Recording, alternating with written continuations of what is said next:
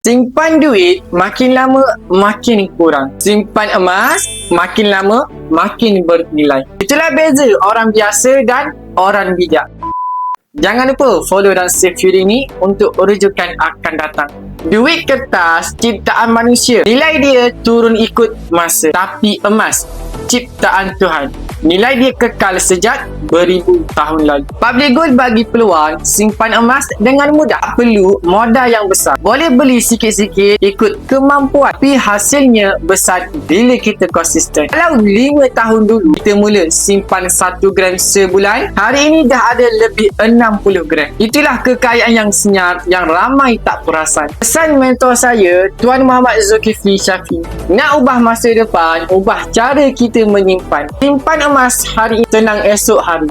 Okey, baik tuan-tuan yang mana berminat untuk simpan emas di Public Gold, boleh sahaja klik link di bio saya. Saya akan bantu anda sebaik mungkin. Ingat, berkongsian santai, tapi sampai jumpa anda di next video.